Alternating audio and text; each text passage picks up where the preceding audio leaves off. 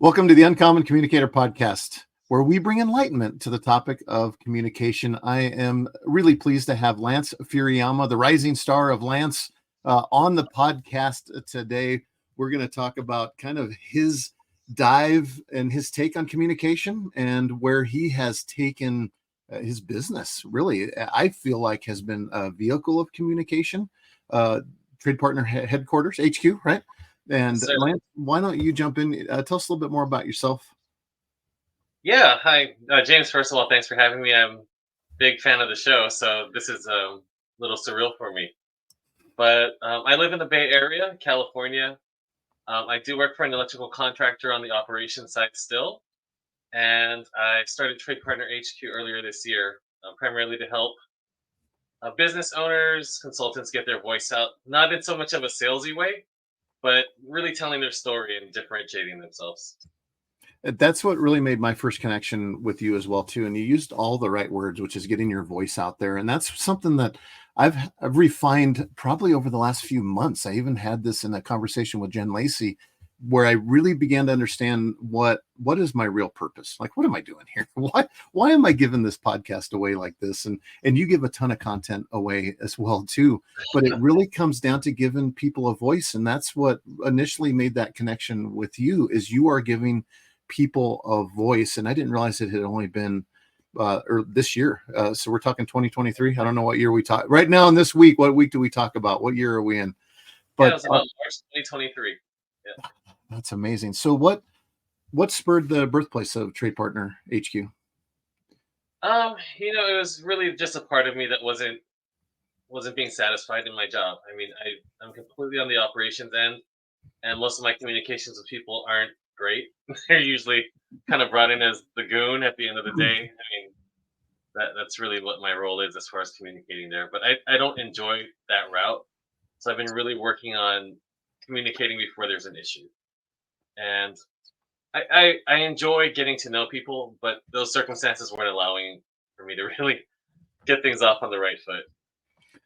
So you just said giving people a voice. Is that the true mission of Trade Partner HQ? It is. What's the mission? Yeah, my mission is really to help. At first, it was just trade partners, but now I've found myself working on the GC side and a lot of like the construction tech companies as well. But the thing is, we don't say a lot.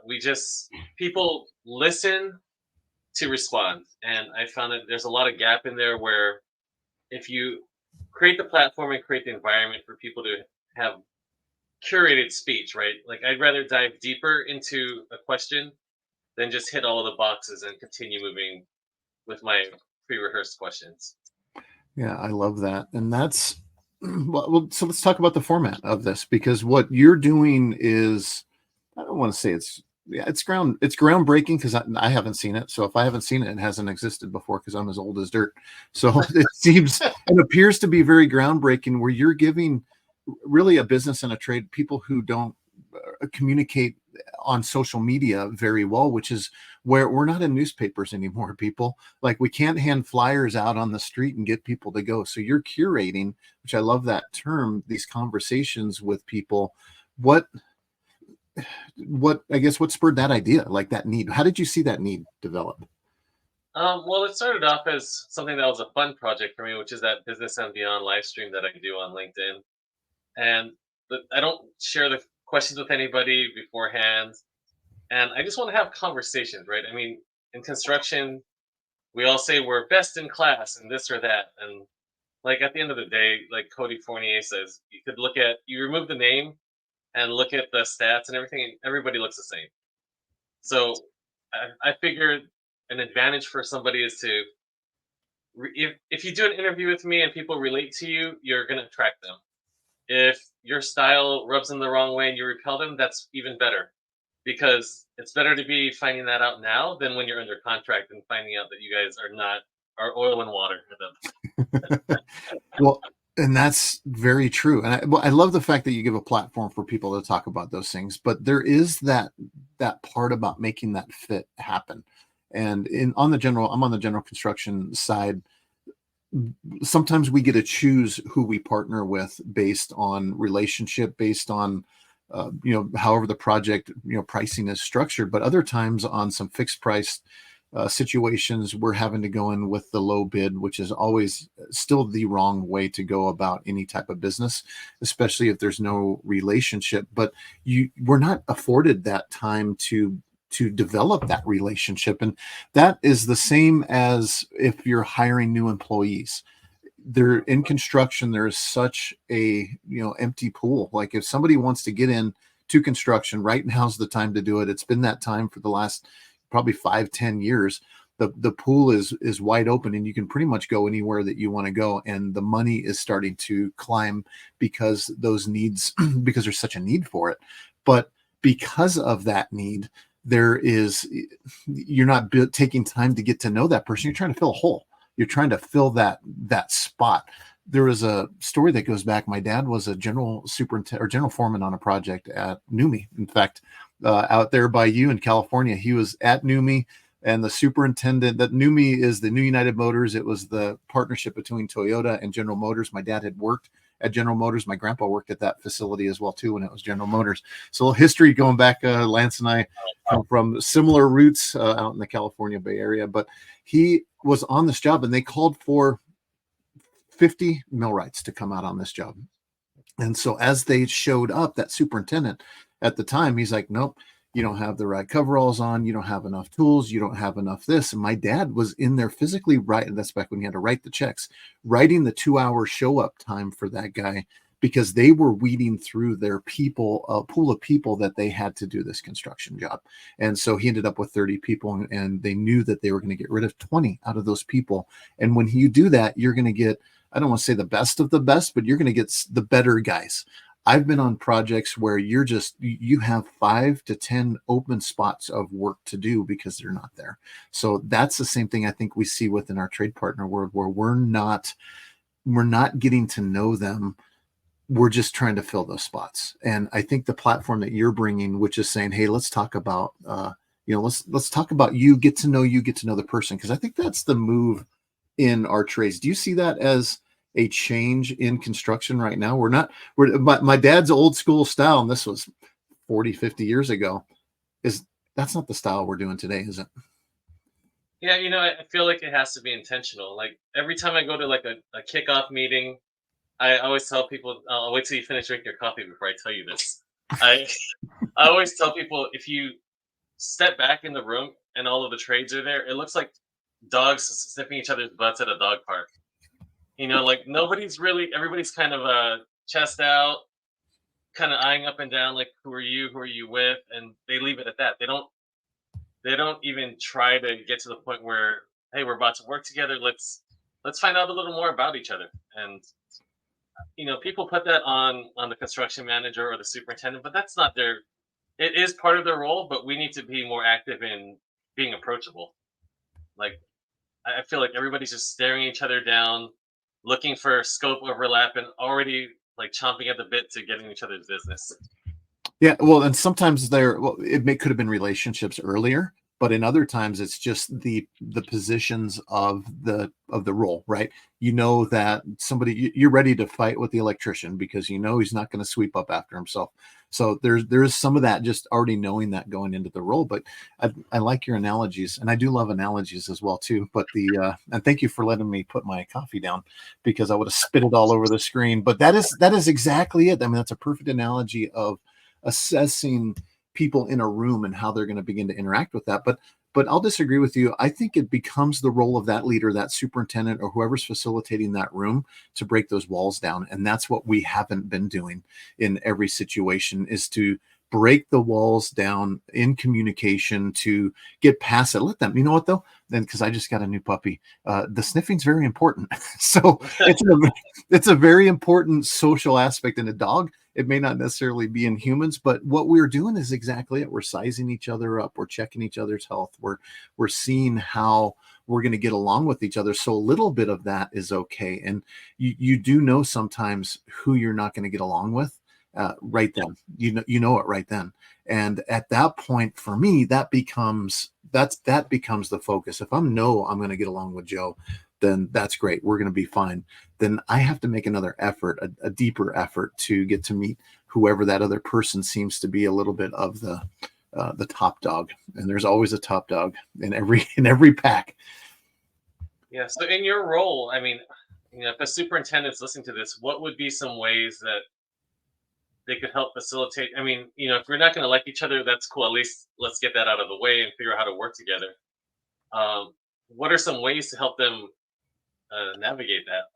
And so I appreciate that question, Lance, because I've heard you're really good at turning the questions back onto the interviewer, and you nailed it. So I was waiting for this moment. So thank you so much for asking me that question, because the collaboration is something that I've been thinking about a lot, especially in my role, but just as something that I want to help teach a little bit more about is the ability to run a collaboration. And that word is just a fancy word for stuff we've been doing for years, which is really getting everybody in the room to be acknowledged. And so how would I facilitate that? First off, I identify who's the quiet one, and I always ask. So anytime I'm in a Zoom meeting or anytime I'm in an in-person meeting, I want to make sure that I'm acknowledging somebody. And one thing that I like to do, especially just even in a small group, if there's three of us, and and I'll word it this way. So there's so you and I are chatting, and of course I'm doing all the talking. I won't shut up, right? It's like, and you're just barely listening, hanging on, listening to me. Somebody else just shows up, and we ignore that person.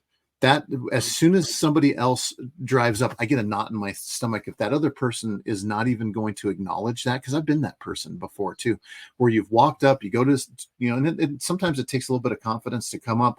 Hey, I want to be part of this conversation, and you get excluded. So narrowing it down to even that small group, I think deep inside me is going to say, I'm going to bring that person in, introduce them, at least get them part of that conversation. If that other person won't steer it that way, I know if I'm leading it, I am. But if I'm leading a group of trade partners, construction workers, then I want to make sure that we're bringing out, everybody gets a voice. Everybody gets to say something. So a lot of times it can be through like an icebreaker or just an icebreaker question. Hey, what do you think about the parking lot? It's just some question to get somebody to say something, and then begin that human route. So that's one way that I like to facilitate a collaboration. Do you have any more questions, Lance?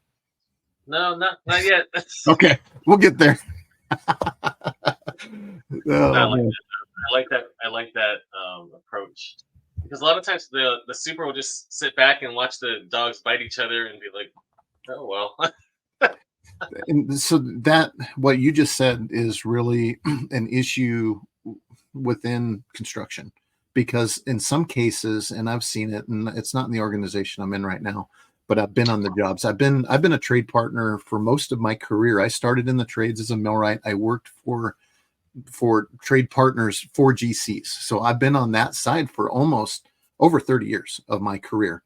And so the last 6 years I've been with a general contractor. So I've seen that side of it, and I've been that where that superintendent is doing it on purpose. He's doing that to create some of that aggression on the job. He's promoting it. And that's one of the worst things that we can do, because it makes that project morale miserable. It makes it bad for individual trade partners, and then they're not there to support you. And that's, I think, the key that we're seeing in the turn towards lean construction on the general construction side, is that collaboration and that creating of the flow. No longer is it the responsibility of that trade partner to go figure out their work. You're coming in and you're collaborating together to see how your work fits within that flow. And that general contractor or that superintendent wants to get you in and out as fast as you can, so you make money. So the mindset has shifted. And I think in that shift, it had to have come through better communication. Oh, well, that's actually pretty interesting. So it's like before we were working in silos on the same property, but now we're all kind of integrated in together. And Yes, no, that's exactly it. The silo, your silo shows up. You show up with your couple of gang boxes, and you're not given any space. And then you're invited to this is one particular job for me. You're invited to a gigantic meeting where they talk at you, and then when you're done, you guys have to go to work, where you just killed an hour and a half because they have safety requirements to train you on.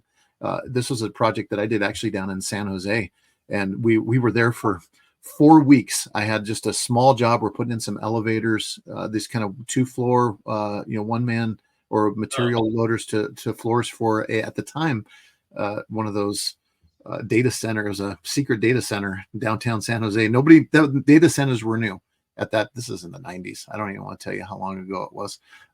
They're starting up the computers with a hand crank back then, but it was at the foundation of data centers. And anyways, so I had tons of questions, and then multiple superintendents on the project, and I'm trying to get information from him, and I'm asking him questions. And then at one point he goes, "You know what?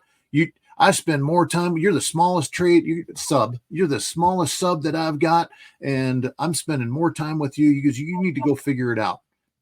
So at that point, I went and figured it out, and that's where I realized that that goes back to that silo, right? Go back to your silo, go get your work done. And when you're done, get the heck off my job, because I got all these other, and they were firefighters, right? They kept putting out fires. They didn't plan the work. They were in over their head because they didn't plan it. And those are part of the problems, is bringing those silos together. How did my work integrate with the other trades? Because on that job, guess what had to come through? And I had to stop my work, fireproofing. So they had to bring in the fireproofers, and they had to get the beams right above where we were working at the same time that he knew we were going to show up for our 2 weeks worth of work.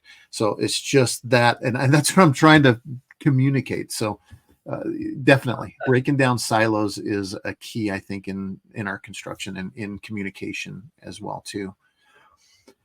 What inspired the business and beyond live streams? That's something that, because your business is, Trade Partner HQ is about curating and helping businesses, and you provide that at a price, some services, which I think is super low price, to help them promote their business. You interview them, they get their platform put out there, and I'll put a link in the show notes for it. But the business and beyond live stream seems like you're doing the same thing. And I don't even know how you get your mix of people together. So tell me a little bit about the planning that goes into putting together that business and beyond.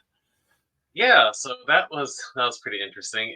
As I was growing my network, I was like, I know of these people, but I don't really know them, and I have limited time to, do a lot of one-on-one calls. So I thought it would be fun to get a bunch of people together that have never met for the most part, live stream it, and involve the audience, so that everybody feels like they're all getting something out of it. And initially the idea was to be talking about your business or your projects or whatever it was, but I found that that's not what interests me. It's more about like who you are as a person. I've bought a lot of books. There are a lot of authors on LinkedIn in the construction space, so I've bought a lot of books, and for me, I'm a little starstruck because I'm a big reader, and when I get to meet the person, like Mhm. Henry Nutt was one of them. Like for me, that was super cool to get to meet him and talk to him. Yeah, so that is the advantage of hosting and inviting people in, because I've had that same scenario. I've had a couple of people and haven't jumped on this podcast yet. When we started, I invited Chris Voss, because the whole foundation of this podcast started with going through Never Split the Difference by Chris Voss. And if you haven't read that book, it's a book on negotiation, but it's more a book on listening. And he's a FBI hostage negotiator. It's just a great book. I probably read it half a dozen times before it really connected with me, because his line of thinking and how he processes that is so different. And so so we took the foundations of that, and that's what we started the first 9 episodes of this podcast was in that book. And so there's some good information in there that we drew from dissecting that book. But of course I wanted to get Chris Voss on, but we haven't met the listener criteria yet. So hopefully I'll get there one day. I can have Chris on. I would actually love to he's got some other people on his team that are fantastic as well too, but maybe I'll work my way up to that one. Sooner than later. Yeah, it's just natural curiosity, right? I love to get to know people, and it's for me the wild card in the live streams that I've really enjoyed is the questions that the audience throws out there. Yeah, it's because you're planning some questions, right? You have some planned questions, but I think one of the things that works so great with that is you are bringing people that don't know each other, right? They're not even in the same state or country even. And I don't know if you have anybody out of country yet. I wasn't sure. Not yet. You will, guarantee it. Worldwide, Lance.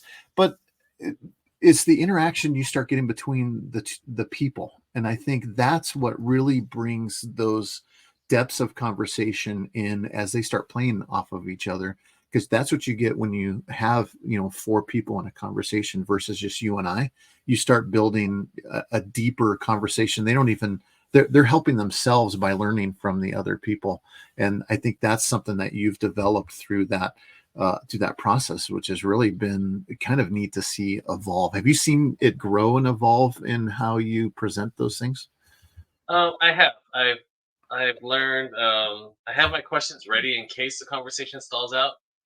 But a lot of times, I'll probably have six ready, and we'll make it through one or two because naturally conversation takes twists and turns that you weren't expecting, and that's really what makes it exciting for me. Because as the moderator, I have no damn idea what's happening, and here we go. Like sometimes I forget to check in with the audience. Sometimes I'll forget to introduce myself at the beginning of it. I'm just so excited to do it and have fun. Yeah, and that's the having fun, right? That's the most important thing. If you're having fun, it's fun for everybody.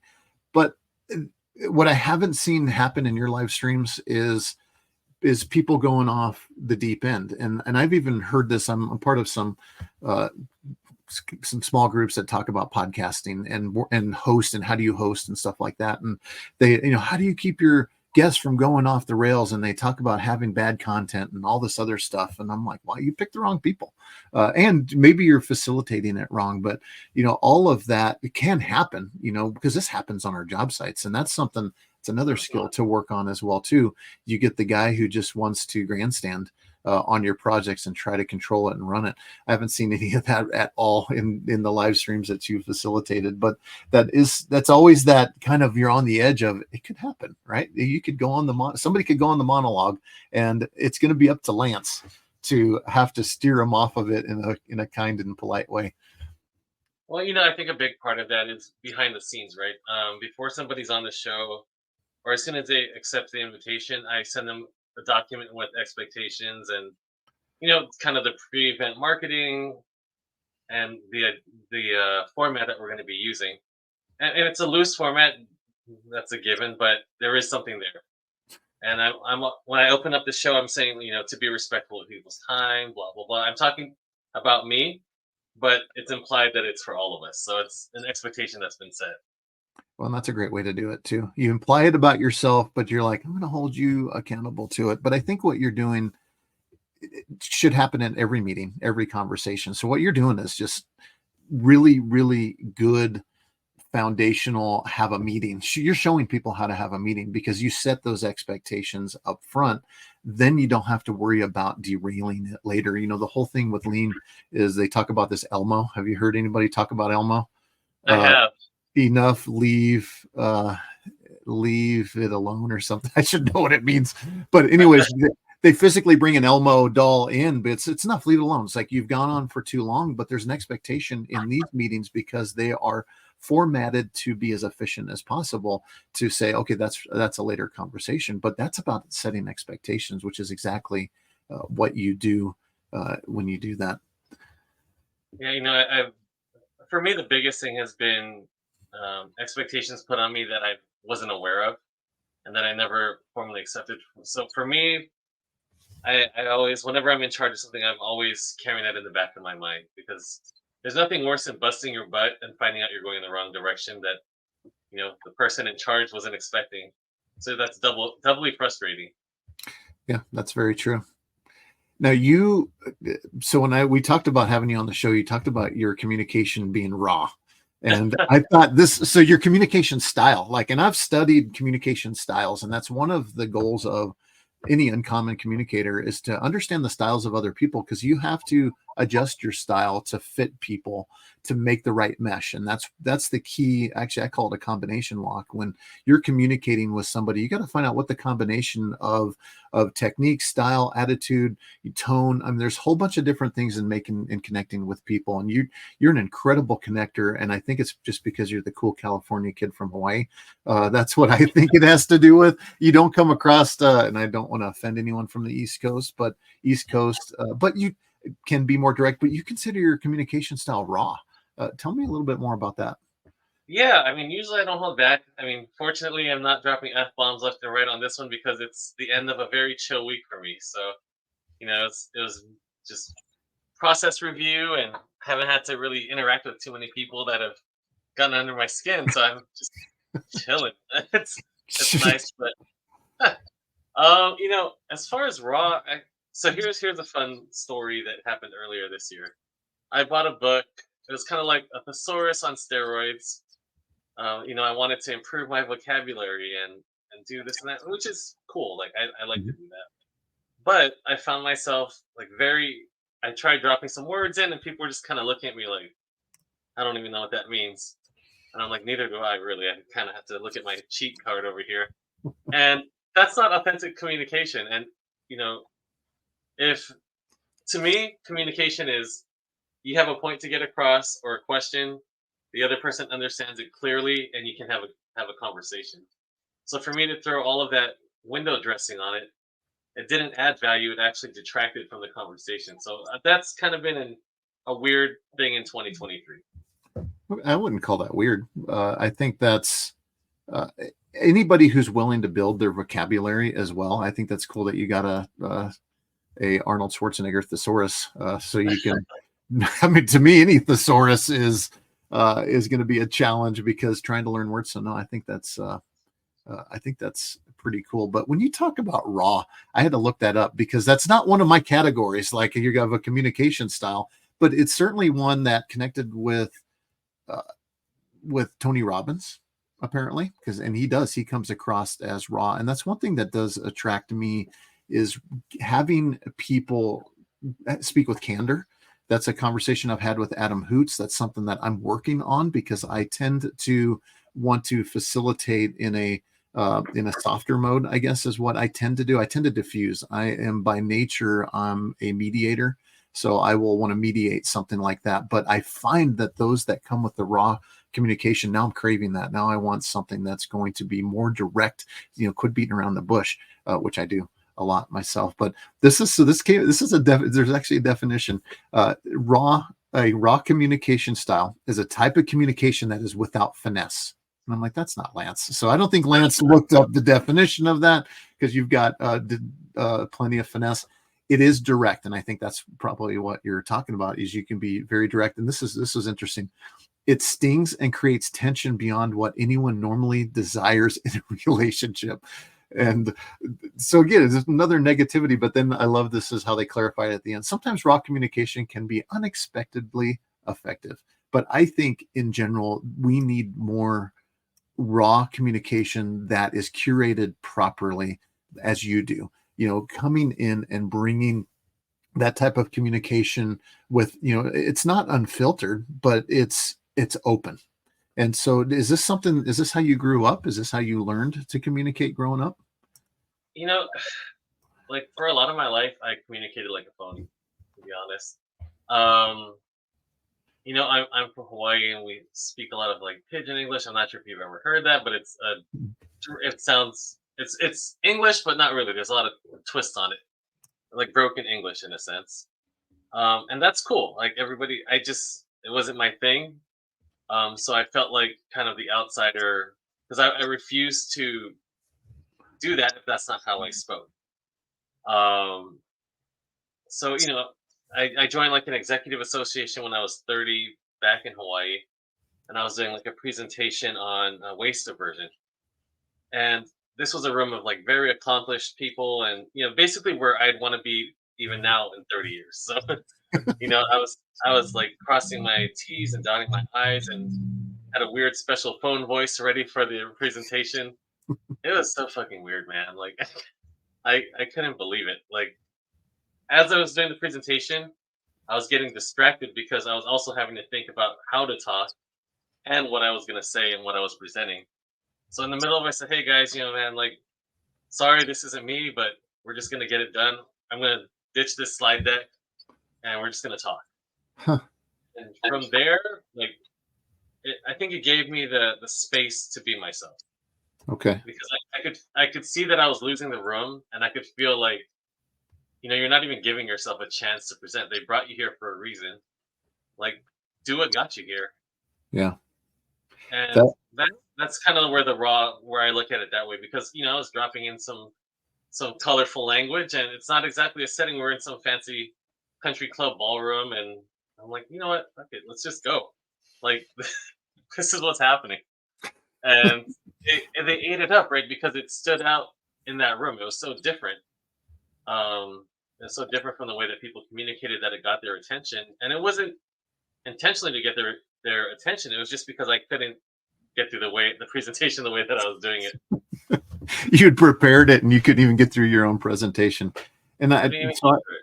I applaud you for doing that, because that's one of the things in and I work with a nonprofit organization, Toastmasters, and there's a style of speech that goes along with some practice. There's definitely some people who are really developing their skills to bring it out into the real world, but there becomes some form and practice that really helps people get out of their bubble, get them out of their kind of confines, their fear of public speaking. So there's so much value in doing that, but there's also some things in bridging past that, like what you just talked about. There's sometimes some very fake hand gestures where I see you and I hear you, but all of these things are things to get. What they're doing though is they're getting people outside of their, what we call it, T-Rexing, when somebody's given a speech and they only keep their hands just like a T-Rex. But there's skills that are applied, but taking that beyond to the next level. And I've been in hundreds of hours of training through construction, through anything, right? And having been through all of those styles of training, the ones that, and I've been killed, I think I've died several times by PowerPoint. And what you just said is, if you go in there with this business voice without any inflection, you're going to go through your PowerPoints. People felt accomplished giving the information the way that they presented it, which is what their goal is, but they completely lost the audience. And that's what I applaud you for, is you saw it and pivoted. And that's something to do. It takes some people years of going through that to realize it, but you saw it and then you made a pivot, and you connected with it. And because that's what people want. Our brains cannot handle more than one page of bullet points. And I'm not against them.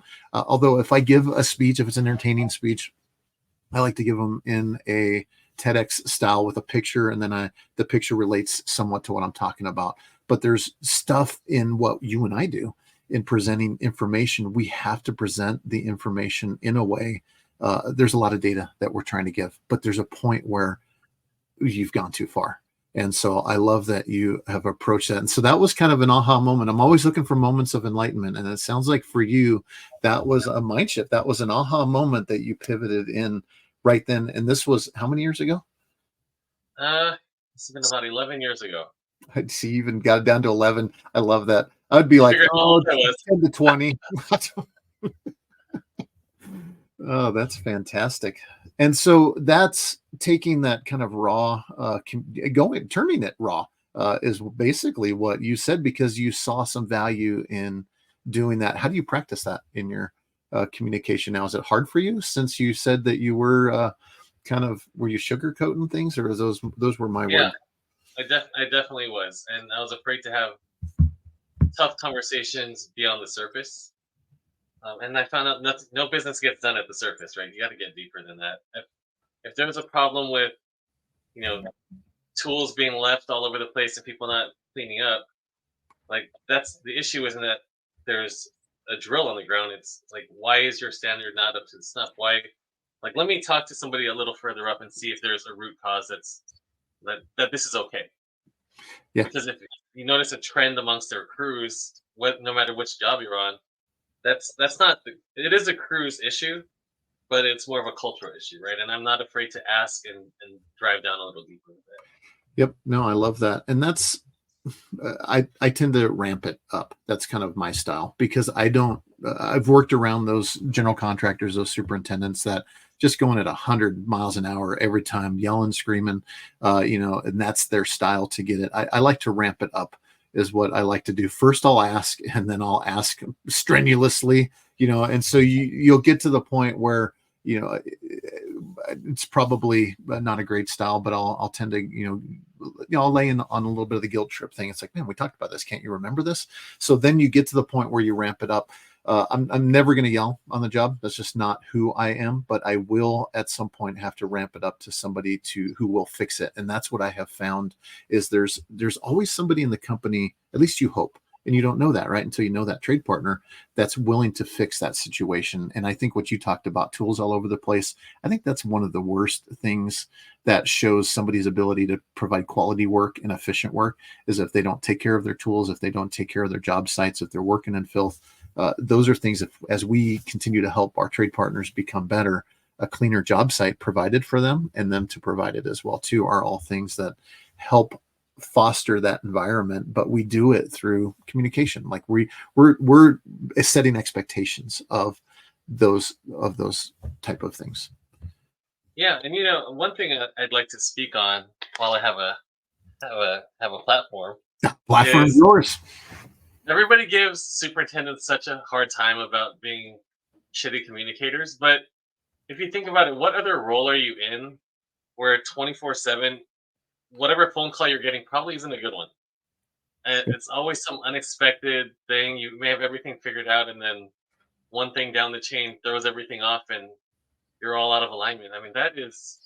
I was trying to think about it, right? So there's like the military, there's first responders, and law enforcement who have to be on. Once they're on, they're on. Like there's no downtime in their brain mentally. And you have a superintendent who has a PM, who has a project executive, who has finance coming down and say, "Hey, we need to hit this milestone. What are you doing?" And you have 27 trades working that you really, I mean, if you're being real about it, you have no real control over their output. I mean, you can try and you can yell till you're blue in the face, but they're going to move how they're going to move. I mean, just based on who you hired. So when you're in a low bid situation and you're just getting bad news after bad news, and you come up with, "Hey, James, how's it going?" It's like, terrible. What the hell are you talking about? Like, I think people need to be a little more aware of the responsibility that they carry. So don't come to them with dumb shit like, "Hey, did you see the game last night?" It's like, "No, I was here." Like, what are you talking about? Like, I think there needs to be a little more grace given, and they're trying their best, man. It's tough. Yeah, the role of the superintendent is one of the toughest jobs that you can have on that job site. And a PM within my organization, we're definitely superintendent driven. All the responsibilities of all of the project deliverables fall on the superintendent, as well as executing the project site. I mean, there's in some other companies, organizations, it's the PM might drive the schedule even, which not in my organization. And so you pretty much own everything. And that's one of the reasons that drew me to the company that I'm working with right now, because that I loved having that idea. I don't want to say that amount of control, but that amount of influence on how the project goes falls on that superintendent. But you nailed it. And I think that's something that I'm working on some. I might be working on a book. I might just throw that out there. But the idea is there's the mindset of stoicism is something that has helped me. And I'm not some weird philosophy guy who is unemployed, which is a lot of times the philosophy guys are unemployed. But there's a mindset that says that basically you're not going to let the outward forces change, are going to affect you. You have to manage yourself. Everything that's going on beyond you. I can't let those situations me take them home anymore. And I'm learning this over the last few years, but I was one of the worst of them I could not leave work at work. And I made a mind shift years ago to do that, because just what you said, you got a million different decisions that you're making every day for everybody. And so there's skills that we can adapt and use at any level of leadership to share that load of decision making, to not let those problems affect you to where you're going to take those things home. It is a very tough and challenging job. And that's where my passion is working with the trade partners to better their skills to be better trade partners, because sometimes, just like in any relationship, they got to know how to be good trade partners with good expectations as well. So are we giving them good expectations? And most of the time, the trade partners aren't given the training that they should be given, because back to this, the pool is small. we're throwing so many people into these things, into foreman and leadership roles that are not ready for it because there's nobody else to step into it.